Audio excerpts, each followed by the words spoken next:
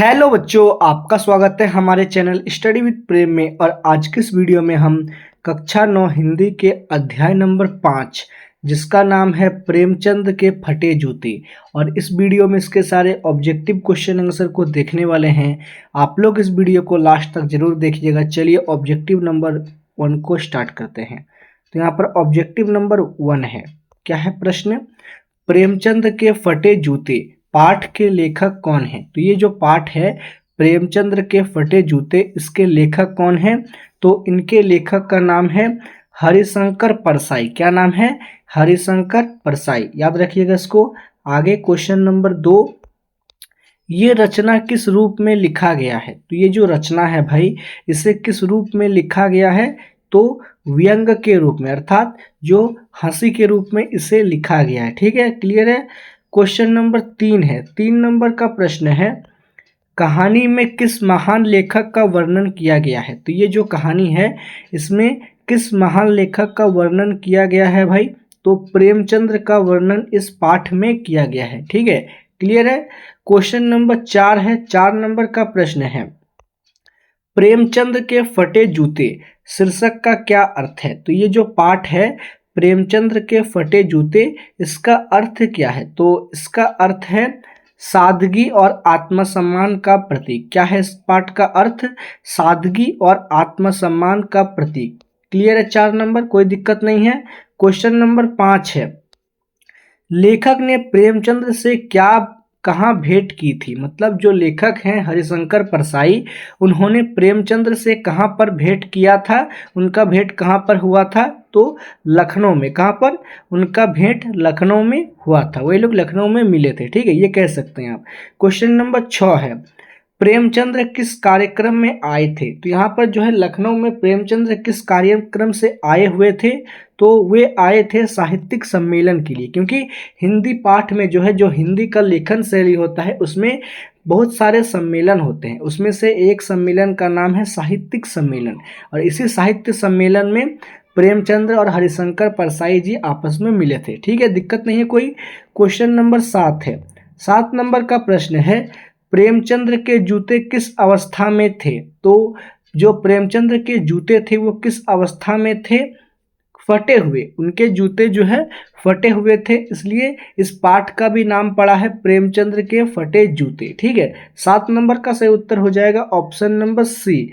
आगे है question number 8, 8 number का प्रश्न है, प्रेमचंद के फटे जूतों को देखकर लेखक के मन में क्या भावना आई? जब लेखक देखते हैं कि प्रेमचंद्र जी ने फटे हुए जूते पहने हैं तो उनके मुख में, उनके मन में क्या भावना आता है? तो वो जो है श्रद्धा का भावना उनके प्रति आ जाता है कि इतने बड़े व्यक्ति, इतने बड़े लेखक होकर फटे जूते पहनते हैं, इसलिए उनके प्रति जो है लेखक का मन में श्रद्धा बढ़ गया। क्या होगा? श्रद्धा बढ़ गया उनके प्रति। ठीक है, 8 नंबर हो गया। क्वेश्चन नंबर 9 है, 9 नंबर का प्रश्न है, लेखक की वस्त्रों की स्थिति कैसी थी? मतलब लेखक जो है बताते हैं प्रेमचंद्र का वस्त्र का स्थिति वो कैसा था? तो उनके वस्त्रों का स्थिति जो है साधारण था। कैसा था? उनके वस्त्रों का स्थिति काफ़ी ज़्यादा साधारण था। वे ज़्यादा रंग बिरंगे कपड़े नहीं पहनते थे, बल्कि साधारण कपड़े पहनते थे। 9 नंबर क्लियर है।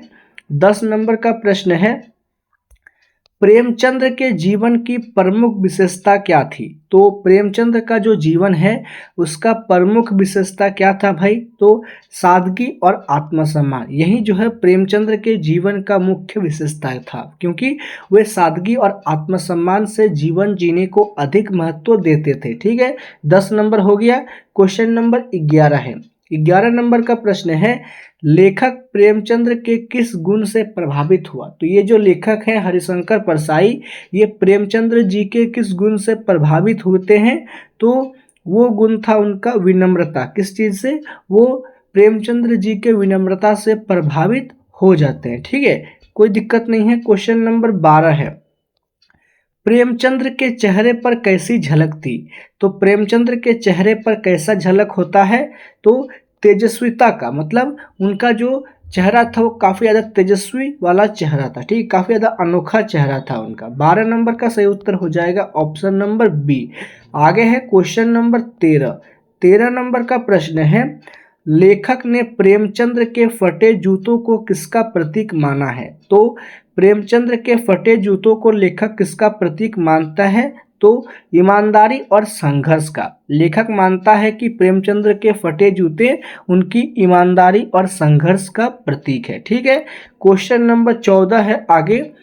कहानी में प्रेमचंद्र किस स्थिति में जीवन व्यतीत कर रहे थे? तो प्रेमचंद्र किस स्थिति में जीवन व्यतीत कर रहे थे भाई? तो वो साधारण और संघर्षशील, वो काफ़ी ज़्यादा साधारण और संघर्षशील रूप में अपना जीवन को व्यक्त कर रहे थे। क्लियर है? 14 नंबर। आगे है क्वेश्चन नंबर 15। प्रेमचंद्र की वाणी कैसी थी? वाणी का अर्थ होता है उनका बोली या उनका स्वभाव। तो उनका वाणी कैसा था? उनका वाणी था कोमल और प्रभावशाली। मतलब वे जो बोलते थे तो काफ़ी कोमल भाषा से बोलते थे, काफ़ी कोमल तरह से बोलते थे और उनका कहा गया बात काफ़ी ज़्यादा प्रभावशाली होता था। इसलिए 15 नंबर का सही उत्तर हो जाएगा ऑप्शन नंबर ए। क्लियर है?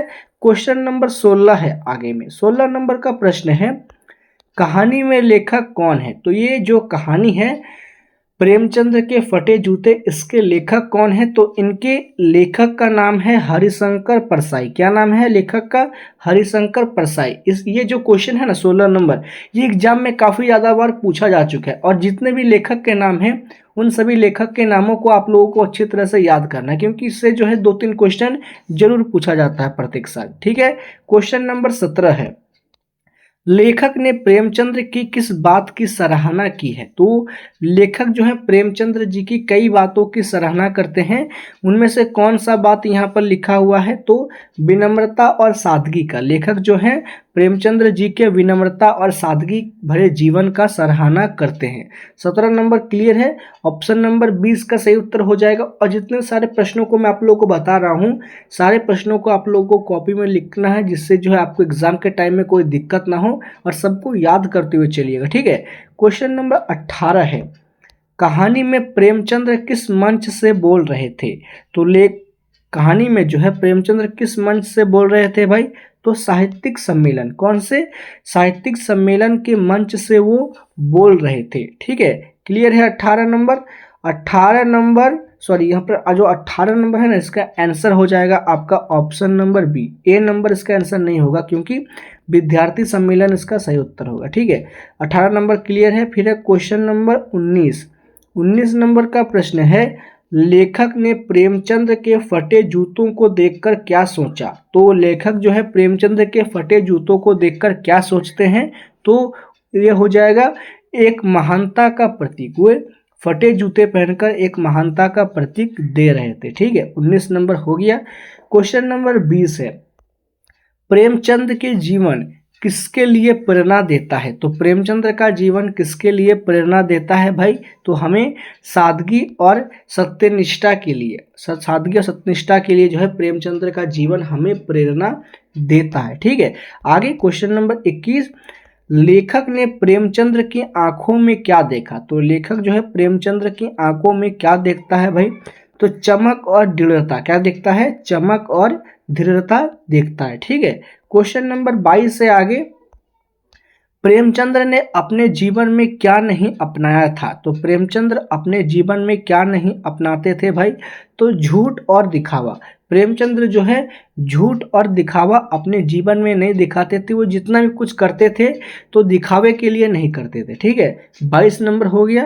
क्वेश्चन नंबर 23 है, कहानी में किस बात पर व्यंग नहीं है? तो किस बात पर व्यंग नहीं है भाई कहानी में?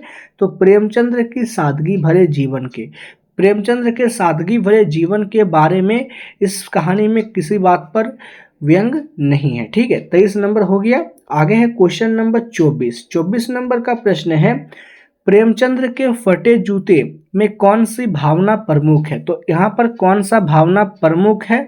तो प्रमुख भावना यहाँ पर है व्यंग और श्रद्धा। क्या है? व्यंग और श्रद्धा। ठीक है। क्वेश्चन नंबर 25 है।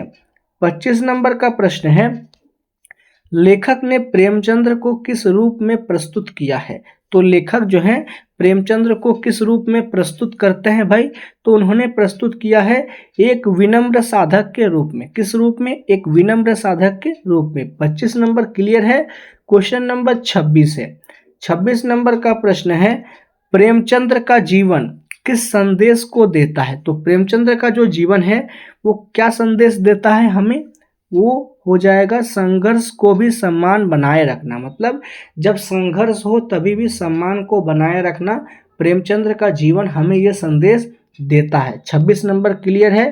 क्वेश्चन नंबर 27 है, प्रेमचंद्र के वस्त्र और जूते क्या दर्शाते हैं? तो जो प्रेमचंद्र ने वस्त्र और जूते पहने थे वे क्या दर्शाते हैं? तो आदर्श और सम्मान। क्या? वो आदर्श और आत्मसम्मान को दर्शाता है। ठीक है, आगे क्वेश्चन नंबर 28 है, लेखक ने प्रेमचंद्र के जीवन से क्या सीखा? तो लेखक जो है प्रेमचंद्र के जीवन से क्या सीखते हैं भाई? तो सादगी में भी गरिमा है, अर्थात जो सादगी भरा अगर हम लोग जीवन जीते हैं तो इसमें भी गरिमा होता है। यही बात लेखक जो है प्रेमचंद्र के जीवन से सीखते हैं। ठीक है, 28 नंबर हो गया। आगे क्वेश्चन नंबर 29 है, कहानी में फटे जूते का क्या प्रतीक है? तो ये जो कहानी का मुख्य शब्द है फटे जूते, इसका क्या प्रतीक है? तो इसका प्रतीक होता है संघर्ष और सच्चाई। क्या? इसका प्रतीक होता है संघर्ष और सच्चाई। 29 नंबर हो गया। लास्ट क्वेश्चन है क्वेश्चन नंबर 30, प्रेमचंद्र के फटे जूते कहानी का मुख्य उद्देश्य क्या है? तो ये जो पाठ है प्रेमचंद्र के फटे जूते, इस कहानी का मुख्य उद्देश्य है भाई वो है आपका प्रेमचंद्र की महानता को दिखाना, समाज की सच्चाई उजागर करना, विनम्रता और सादगी का महत्व बताना। ये तीनों चीज़ों जो हैं प्रेमचंद्र के फटे जूते कहानी का मुख्य उद्देश्य है। इसलिए 30 नंबर का सही उत्तर हो जाएगा ए बी सी। इसलिए 30 नंबर का सही उत्तर लिखेंगे ऑप्शन नंबर डी सभी। क्या हो जाएगा? ऑप्शन नंबर डी सभी। ठीक है, क्लियर है। और इसी प्रश्न के साथ हम लोगों ने इस चैप्टर के इतने सारे इंपॉर्टेंट ऑब्जेक्टिव क्वेश्चन थे उन सभी को देख और अच्छी तरह से समझ लिया है। अगर आपको वीडियो पसंद आए तो आप लोग इस वीडियो को लाइक कीजिए, हमारे चैनल को सब्सक्राइब कीजिए। मिलते हैं आपके साथ किसी नेक्स्ट वीडियो में। जय हिंद, जय भारत।